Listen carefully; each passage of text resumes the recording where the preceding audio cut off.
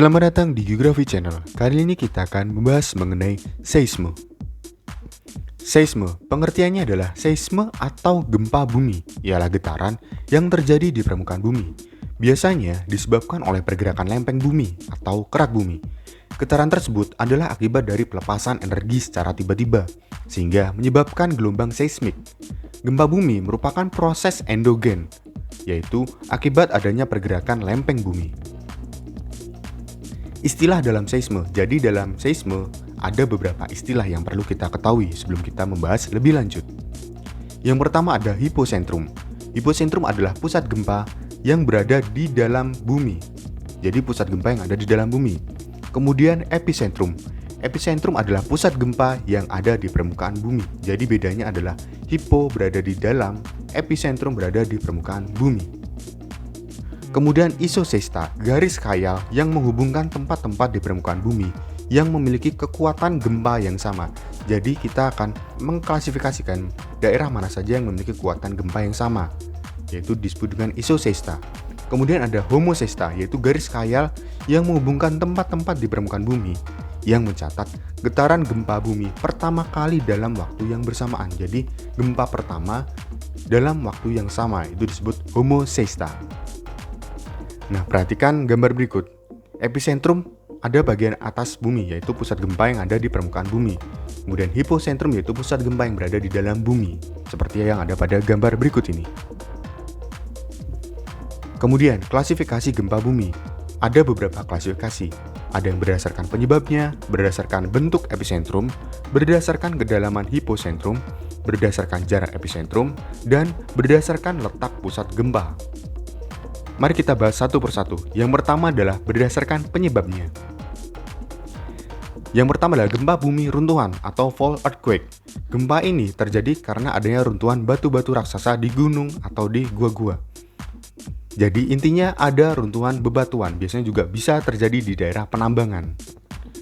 Kemudian ada gempa bumi vulkanik atau volcanic earthquake. Gempa ini terjadi karena aktivitas gunung api atau aktivitas vulkanik. Kemudian, masih seputar berdasarkan penyebabnya, ada gempa bumi tektonik atau tectonic earthquake. Gempa ini terjadi akibat proses tektonik. Kemudian, gempa bumi tumbukan. Gempa bumi ini terjadi karena adanya tumbukan meteor atau tumbukan asteroid yang jatuh ke bumi. Selanjutnya, berdasarkan bentuk epicentrumnya, ada gempa linier. Gempa linier adalah gempa yang epicentrumnya berbentuk garis memanjang. Gempa tektonik merupakan gempa linier, jadi gempa tektonik adalah gempa linier. Salah satu akibat dari tektonisme adalah patahan. Kemudian ada gempa sentral, yaitu gempa yang epicentrumnya berupa titik, biasanya terjadi saat gunung api akan erupsi atau adanya aktivitas vulkanik.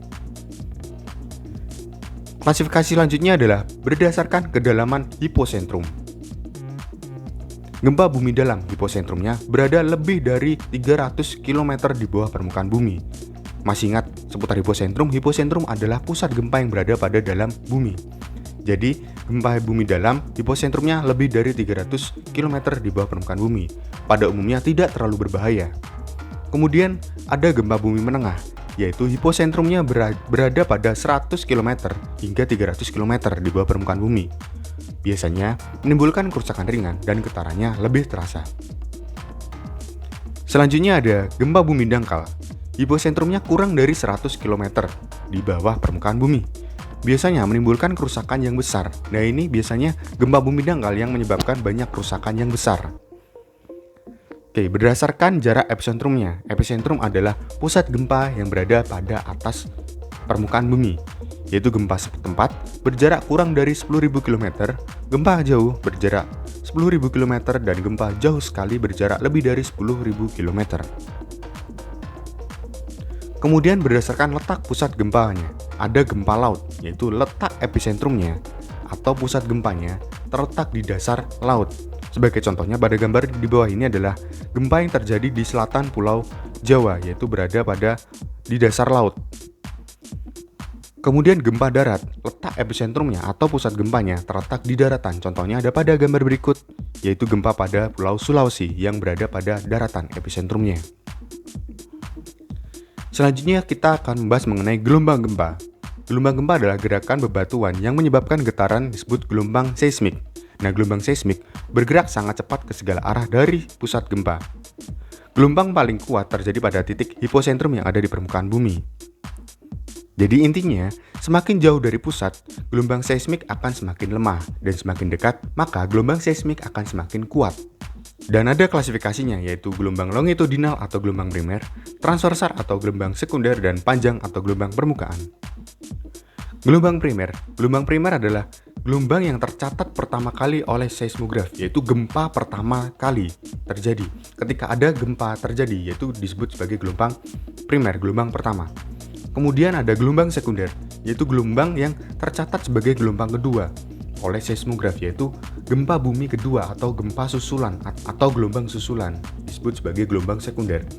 Selanjutnya adalah gelombang permukaan, yaitu gelombang yang merambat dari epicentrum menyebar ke segala arah di permukaan bumi. Jadi dari epicentrumnya kemudian menyebar. Selanjutnya kita akan mencoba menghitung jarak pusat gempa. Maksudnya adalah seperti ini. Ada epicentrum yang ada di permukaan bumi dan ada hiposentrum yang ada di dalam bumi.